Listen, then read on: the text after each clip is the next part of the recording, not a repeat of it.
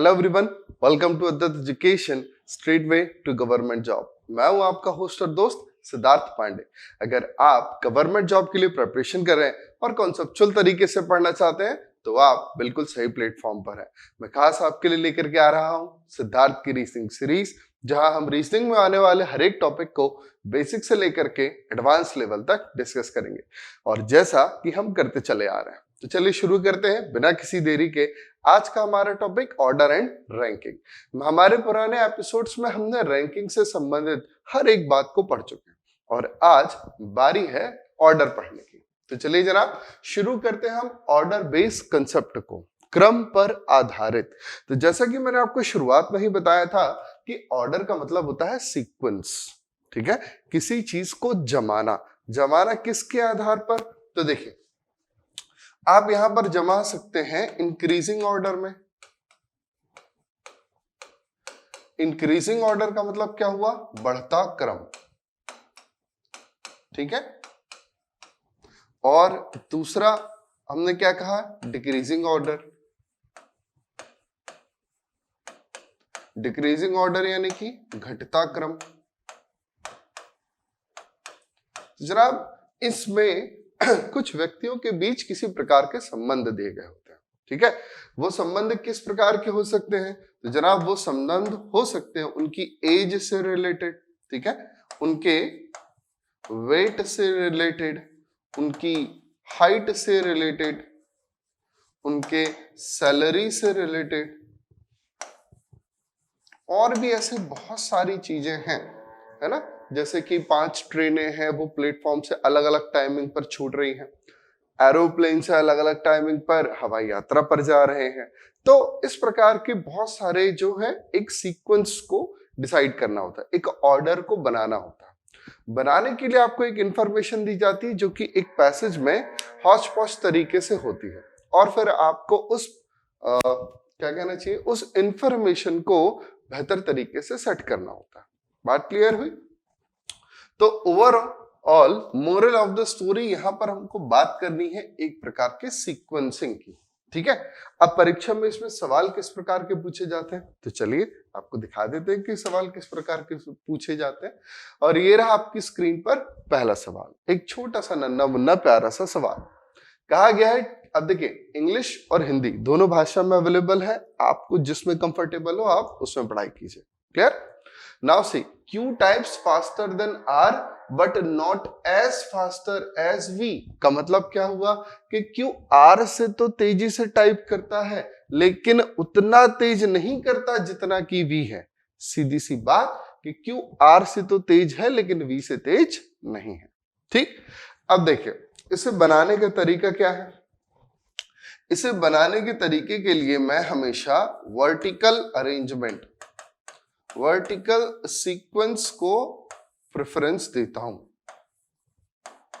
क्यों भाई vertical sequence? क्यों? क्योंकि ना जनाब वर्टिकल सीक्वेंस जब हम पजल्स के बारे में पढ़ेंगे तो पजल में आपको वर्टिकल सीक्वेंस बहुत लाभप्रद होगा, है ना। It will be more beneficial to you.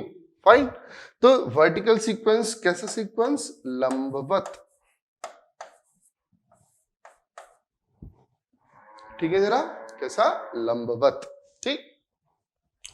तो ये कैसा होएगा? तो इससे देखिए ध्यान रखिएगा बेसिक कंसेप्ट कि हमेशा बढ़ने वाली चीजें ऊपर होंगी तो इस हिसाब से घटने वाली चीजें नीचे होंगी। जैसे कि Q types faster than R, तो मैंने लिखा Q और इसके नीचे लिख दूंगा मैं R। तो इससे मुझे क्या पता चल जाएगा कि Q types faster than R। बात समझ गए? फिर क्या है? But not faster as V, तो इसके ऊपर लिख दिया मैंने V, है एकदम सिंपल सा। फिर कहा गया T types faster then only R, है ना। T types faster then only R, तो T सिर्फ R से ही ज्यादा तेज है।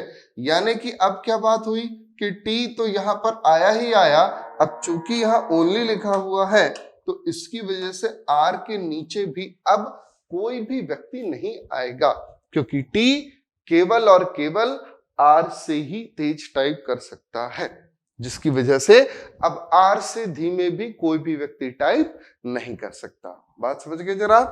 तो अब देखिए आगे क्या कहानी कहती है। आगे कहा गया है S types faster then V, तो S को हमने यहां ले लिया। पूछा गया who amongst them types the fastest, तो इनमें सबसे तेज कौन सा है, देख लीजिए जनाब S है। एकदम सिंपली आंसर आ गया। सर इतना हलवा सा सवाल आता है क्या? हाँ, एसएससी में आपके एमटीएस और सीएचएसएल सीपीओ जेई में भी इसी लेवल के सवाल होते हैं रीजनिंग के। हाँ बेशक, यहां पर मैंने आपसे क्या कहा था जनाब, सवाल का बनना इंपॉर्टेंट नहीं है, सवाल का सही समय में बनना इंपॉर्टेंट है। अगर आपने इस प्रश्न को 10 सेकंड से 15 सेकंड 20 सेकंड लेकर के बनाया है, मतलब कोई मतलब नहीं। जब ऐसे प्रश्न 5 सेकंड में लगने लग जाते हैं तब फिर ये सवाल हल हुआ। बात क्लियर हुई? इसका मतलब कि हमको हमारी टाइमिंग, हमारे स्पीड पर ध्यान देना है, ना कि सवाल के लेवल पे। ठीक है, चलो आगे बढ़ते हैं फिर। नेक्स्ट क्वेश्चन ये रहा आपकी स्क्रीन पर। कहा गया है कि among P, Q, R, S, T and U, ठीक है, कितने लोग हो गए हैं? 2, 4 और 2, 6। देखिए जब भी आप यहां पर लोगों के नाम पढ़ो तो नाम बड़ी ध्यान से पढ़ो, ठीक है, क्योंकि ना P, Q, R, S, T, U अभी तो लाइन से दिया है, एग्जाम में नहीं देगा लाइन से, ठीक। तो फिर इसीलिए जैसे हम पढ़ रहे हो ना, तो हमारे दिमाग में आ जाना चाहिए कि कुल कितने लोगों की चर्चा की जा रही, ताकि अरेंजमेंट बनाने में समस्या ना हो। तो ध्यान रखिएगा, नाम पढ़ते वक्त ही उनकी संख्या को समझ जाइए कितने हैं। P is taller than R and S, तो ठीक है, हमने लिखा कि P is taller than R and S। अब देखिए मैंने यहाँ R/S क्यों लिखा है, क्योंकि हमें ये तो पता है कि P R और S से लंबा है, लेकिन R और S का म्यूचुअल तो नहीं पता ना, कि R और S में म्यूचुअली R बड़ा है या S बड़ा है, इसीलिए मैंने इन दोनों के बीच स्लैश लगा के लिख दिया। बात समझ गए? फिर कहा गया है but not shorter than T and U, तो छोटा भी नहीं है T और U से, तो इन्हीं के बगल में T और U भी लिख दिया, क्योंकि जनाब हमको यहां पर इन चारों के ही बीच में म्यूचुअली नहीं पता कि कौन बड़ा है और कौन छोटा है, इसीलिए अभी मैं इन बातों को मेंशन नहीं कर रहा। फिर कहा गया है कि Q is taller than RSTU, Q is taller than RSTU but not as tall as P, ठीक है, तो P से छोटा है Q, लेकिन RSTU से तो बड़ा ही है। देखो लिखा है ना RSTU से तो बड़ा ही है, तो कहा गया who among them is tallest, तो सिंपल सी बात कि P is the tallest person in the group, है कि नहीं? बात क्लियर हो गई? P is the tallest person in the group. Fine, चलिए नेक्स्ट क्वेश्चन। कहा गया 6 aeroplane P, Q, R, S, T and U took off from an airport at different timing। जैसा कि मैंने आपसे कहा था, रेलवे और एयरपोर्ट ऐसे कई प्रकार के सवाल होते हैं। Q took off after S and before T, ठीक है, Q took off after S before T। समझ में आई बात कि Q S के बाद किंतु T के पहले उड़ जाता है, हवाई जहाज है ना, उड़ जाएगा। अब कहा गया R took off after S and before Q, R took off after S यानी कि S और Q के बीच में आएगा R, तो इस प्रकार से आप डिजाइन कर दीजिए। If U took off after P, if U took off after P, P के बाद आएगा U, U took off after P, but it is not the last one to took off, यानी कि देखो कितने लोग हैं, 1 2 3 4 5 6, और इस छठवें पर U कभी भी नहीं आएगा, ये तो डिसाइड हो गया। और इन चारों का तो सीक्वेंस बना ही हुआ है ना, इन चारों का सीक्वेंस तो बना ही हुआ है। अब जनाब ये P कहां कहां आ सकता है, तो हमने कहा कि P यहां पर नहीं आ सकता। क्यों नहीं आ सकता? क्योंकि जनाब अगर आपने P को यहां रखा तो उसके नीचे U हो जाएगा और U छठवें नंबर पे हो जाएगा। हाँ, P यहां आ सकता है क्या? बेशक आ सकता है। P यहां ले लेंगे, U यहां ले लेंगे और T उसके नीचे ले लेंगे। P यहां आ सकता है क्या? हाँ, P फिर क्या ले सकते हैं अपन? Q या फिर U और यहां नीचे में T। और वैसे ही अगर आप यहां लोगे तो ईच एंड एवरी टाइम आखिरी में कौन आएगा? चाहे आप P और U को जहां भी रखोगे, हमेशा आखिरी में कौन रहेगा? T ही रहेगा। यदि आप T से ऊपर रखोगे तो भी T आखिरी, Q से ऊपर रखोगे तो भी T आखिरी में, R से ऊपर रखोगे तो भी T आखिरी में, S से ऊपर रखोगे तो भी T आखिरी में ही रहेगा, क्योंकि T का संबंध ऑलरेडी बताया गया है कि ये Q, R और S के तो नीचे ही है और U सबसे नीचे नहीं हो सकता, इसीलिए किसको आना पड़ेगा जनाब? T को आना पड़ेगा। बात समझ गए? तो चलिए बढ़ते हैं हम अगले प्रश्न की तरफ आगे। यहां पर कहा गया है 6 people F, E, D, C, A, B and A each having different weights. E is more than F but less than D. ठीक है, E is more than F but less than D. Clear हो गई बात कि E F से तो अधिक है लेकिन D से कम है। फाइन। अब देखें, A is more than C. A C से अधिक है but less then E. A C से तो अधिक है लेकिन E से कम है। तो हमने क्या कहा कि यहां कहीं E के नीचे A is more than C आएगा, है ना? E के नीचे आएगा A is more than C, तो C भी कहां होगा? E के नीचे ही होगा। लेकिन ये F के बारे में नहीं पता, ये A F के नीचे भी आ सकता है, कोई जरूरी नहीं है। ठीक, फिर क्या कहा गया है? D is less than B. A is more than C but less than E. D is less than B. जो D है ये B से कम। अच्छी बात है। C is not the lowest in weight. अब देखिए यहां पर एक अरेंजमेंट कैसा हो सकता था? एक अरेंजमेंट हो सकता था E F A C, या हो सकता था E A C और F, यानी कि AC का कॉम्बो या तो F के नीचे और या F के ऊपर आए। ये दो प्रकार के केस हो सकते थे। और इस वाले केस में देखा जाए तो हमसे कहा गया है कि C लास्ट है, जबकि यहां पर क्या कहा गया है? C is not the lowest in the weight, जिसकी वजह से ये वाला अरेंजमेंट गलत हो जाएगा और ये वाला अरेंजमेंट बचेगा।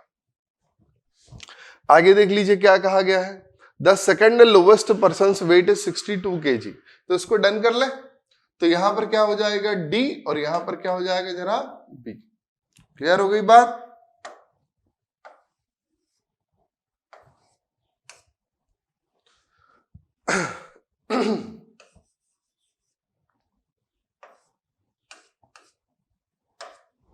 ये लो, एकदम मस्त, नीट एंड क्लीन, क्लियर, आराम से समझिए। तो यहां पर हमारे 1 2 3 4 5 6 लोग थे और 6 के 6 का अरेंजमेंट हो गया। अब जब हो गया तो जनाब देखिए क्या कहा गया है कि the second lowest person's weight is 62 kg, यानी कि इस C का वेट कितना है भाई? 62 kg, while the third highest person's weight is 74 kg, यानी कि इस E का वेट कितना है जनाब? 74 kg। बात क्लियर हो गई? Now who among the following may be, कैसा? may be 88 kg in weight, 88 kilo वजनी व्यक्ति कौन हो सकता है? ठीक है, नहीं कौन हो सकता है? तो कौन हो सकता है? या तो D हो सकता है या तो B हो सकता है, क्योंकि जनाब 88 तो 74 से ज्यादा है ना। ऑप्शन में देखिए कौन कौन दिया है, तो ऑप्शन में देखने पर आपको दिखाई देगा कि D दिया हुआ है लेकिन B नहीं दिया गया। सर B भी दे देता तो जनाब आपको एक्स्ट्रा नंबर मिलते। कैसे? प्रश्न गलत हो जाता। जब आंसर की आती है तो फिर आप क्वेश्चन को चैलेंज कर सकते हो।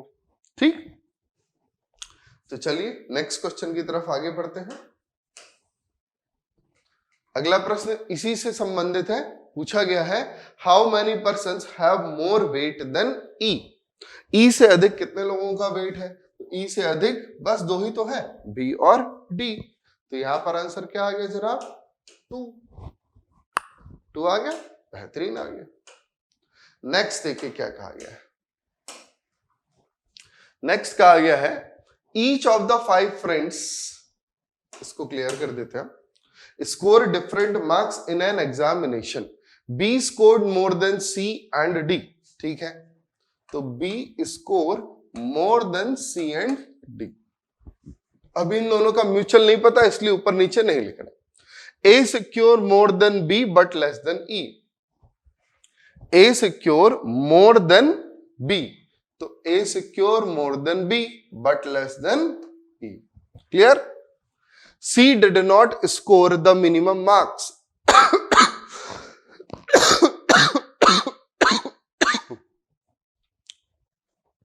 Sorry, C did not score the minimum marks, C के सबसे कम मार्क्स नहीं है।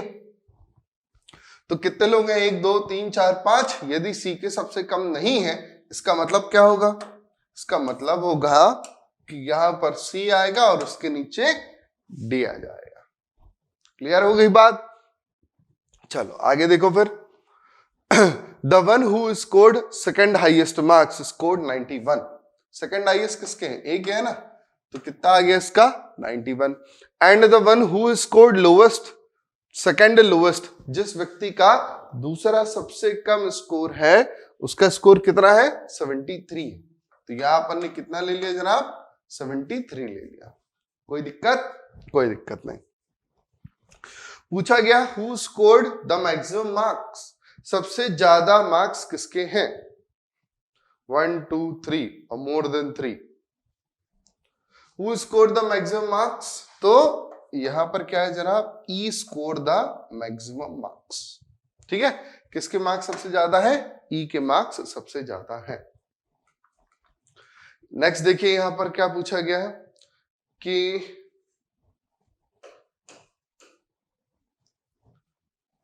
if C score 15 marks less than A's marks, if C scored 15 marks less than A's marks, ठीक है, यदि C A से 15 नंबर कम, यानी 91 माइनस का 15, देखो इसको घटाने का कितना आसान सा तरीका। 91 में से पहले 10 घटाओ, कितना बचेगा? 81। अब 81 यानी कि 5, यानी 81 में सब कितना घटा लो? 5 घटा लो, तो कितना बच जाएगा? 76, 76। अब if C scored 15 marks less than A's marks, then which of the following can be B's score? 1 2 3 4 5, ये तो हमारे 5 लोग हैं और यहां पर भी कितने थे? 5 थे, लेकिन सी का स्कोर तो 73 आ रहा है। The who scored second highest marks score 91 and the one who scored lowest scored 73 marks. देखिए हमने यहाँ पर थोड़ा मिस्टेक किया है, हु स्कोर्ड लोएस्ट यानी कि डी, इसका है 73, तो इस हिसाब से सी का क्या बना? अब 76 बना। ठीक है, now then which of the following be B's score? ठीक है, तो बी का स्कोर क्या हो सकता है? तो जनाब बी का स्कोर क्या होगा? 91 और 76 के बीच। ठीक है, 91 और 76 के बीच। यहां ऑप्शंस थोड़े से नीचे चले गए हैं, 91 और 76 के बीच।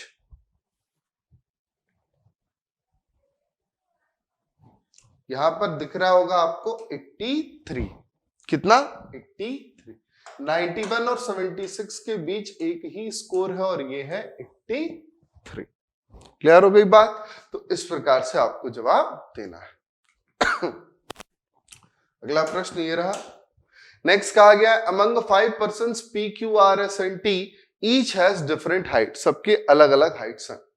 Only 2 persons are shorter than S, S से छोटे सिर्फ 2 ही लोग हैं, तो हमने लिखा S और इसके नीचे एक और एक, 2 व्यक्तियों को ले लिया। ठीक है, S से छोटे सिर्फ 2 ही व्यक्ति हैं।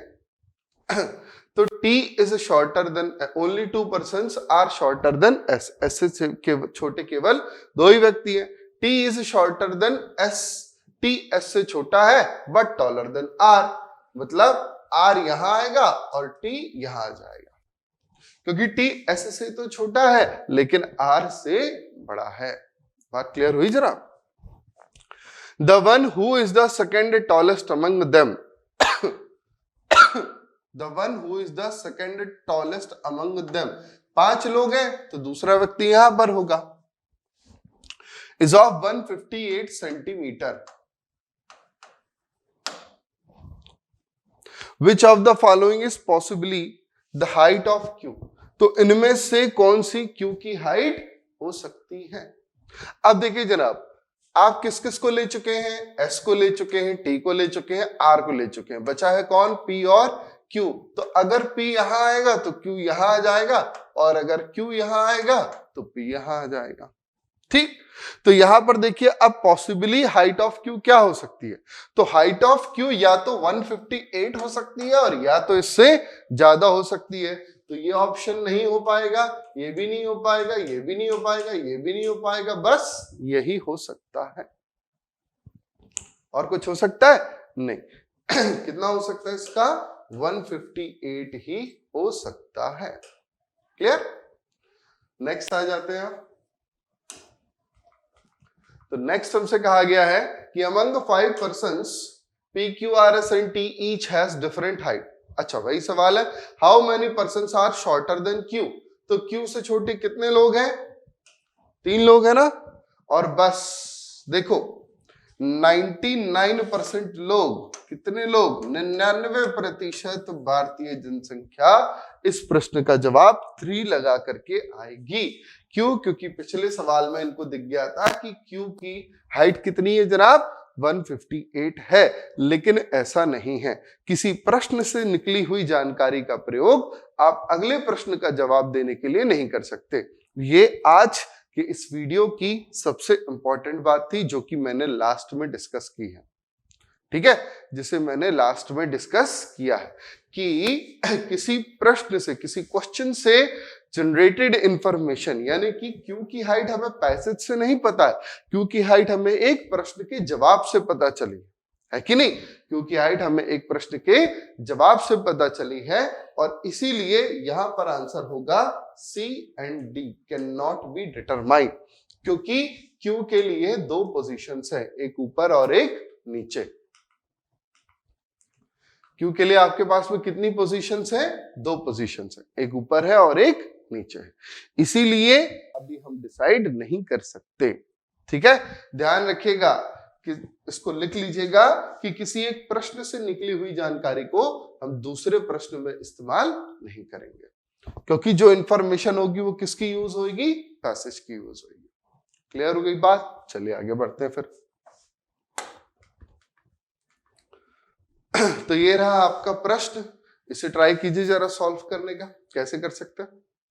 तो कहा गया है 8 persons A B C X Y Z P and Q, 8 लोग आ गए भाई, have different age group 35, 40, 45, 50, 55, 60, 65 and 30, but not necessarily in the same order. Z is not youngest and oldest person in the group. अब देखो इस प्रकार के प्रश्नों को हल कैसे करना है। तो देखिए यहां पर आपको 2 चीजें दी गई है, एक तो है पर्सन्स के नाम और एक है एज। आप इन दोनों में से किसी एक चीज को फिक्स कर दीजिए, यानी कि किसी एक ऑर्डर को, क्रम को सेट कर दीजिए, निर्धारित कर दीजिए।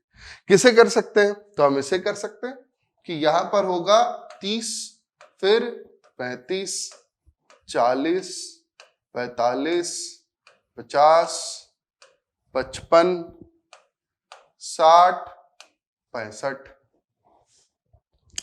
तो ये देखिए ये एक ऑर्डर जो है फिक्स हो गया। हम नाम का ऑर्डर तो फिक्स नहीं कर सकते क्योंकि व्यक्ति तो कहीं भी आ सकते हैं, लेकिन हम उम्र का ऑर्डर फिक्स कर सकते हैं। ठीक, चलिए फिर आगे बढ़ते हैं।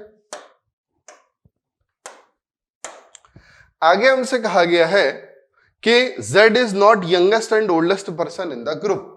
तो इसका मतलब क्या हुआ कि Z यहां नहीं होगा, यंगेस्ट एंड दी ओल्डेस्ट, तो Z यहां भी नहीं होगा। 2 पोजीशंस हो गई Z के लिए खत्म, इन 2 पोजीशंस पर Z नहीं आ सकता। ठीक है, ध्यान से देखें जरा, बहुत इंपॉर्टेंट चीज है। C and Q are not second youngest and second oldest person, तो C और Q यहां पर भी नहीं है और C और Q यहां पर भी नहीं है। बात समझे?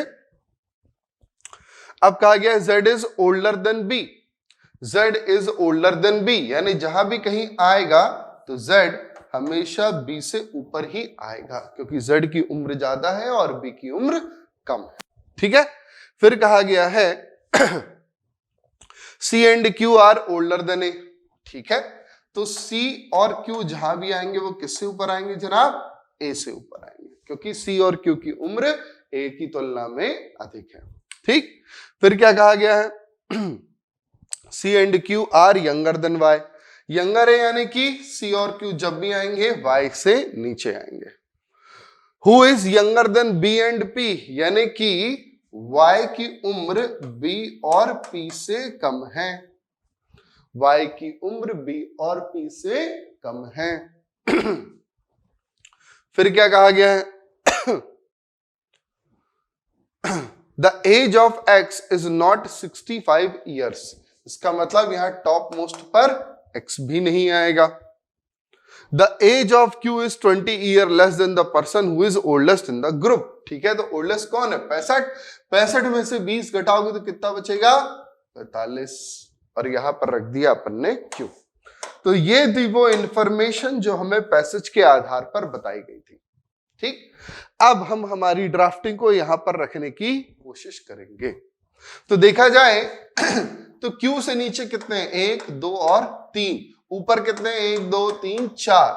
Q से ऊपर 4 और Q से नीचे 3। तो रख करके देखिए कि कौन कौन आ सकता है, कहां कहां।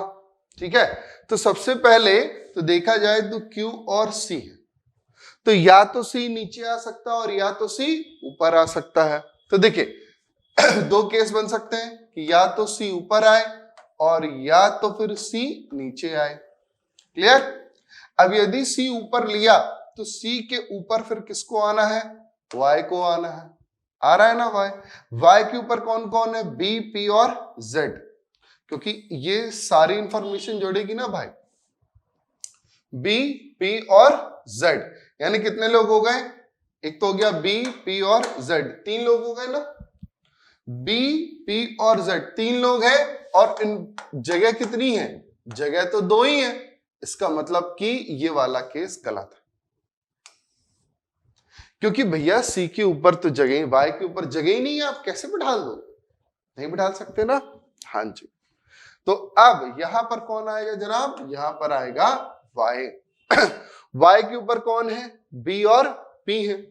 ठीक है, तो Y के ऊपर B और P लेने के लिए कैसा बन सकता है? क्योंकि देखो ऐसा बनेगा ना, Z, P और P, ऐसा बन सकता है, और या तो फिर P, Z और B, ऐसा बन सकता है।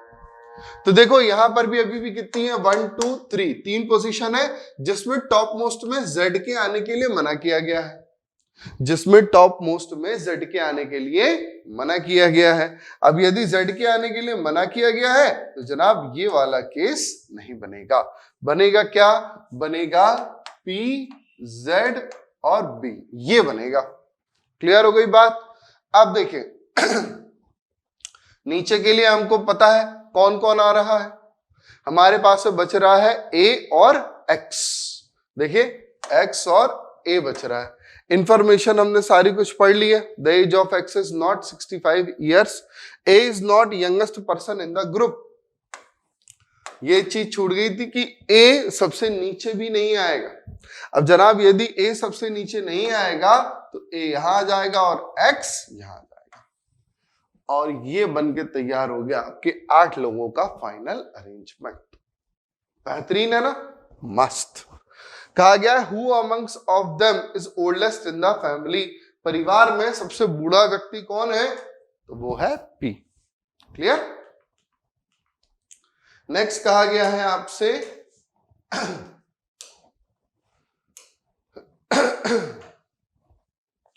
How many person are younger than Q, Q से अधिक, Q से यंगर कितने हैं, यानी Q से कम वाले। एक, रुको कलर चेंज करें, बढ़िया अच्छे से समझो,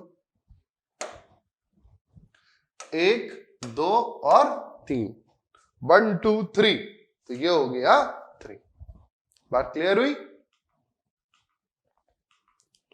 नेक्स्ट देख लीजिए क्या कहा गया है। What is the age of C? C की उम्र क्या है? 40। लगा दो ठप्पा किस पर? 40 पर। ये रहा 40 हो गया। तो जनाब इस प्रकार से हमें सेट करने होते हैं ऑर्डर को। यदि आपने वीडियो पूरा देखा होगा तो सबसे इंपॉर्टेंट बात आखिरी में ही कही गई थी। अगले वीडियो में हम मिलेंगे एक नए टॉपिक के साथ, और अगर ऐसे ही चीजों को आप तैयारी करना चाह रहे हैं, इंटरेस्टिंग चीजों को, कॉन्सेप्ट्स को, बातों को समझना चाहते हैं, तो वीडियो को लाइक कीजिए, शेयर कीजिए, चैनल को सब्सक्राइब कीजिए। तो दोस्तों फिर होगी मुलाकात, बने रहिए मेरे साथ। जय हिंद।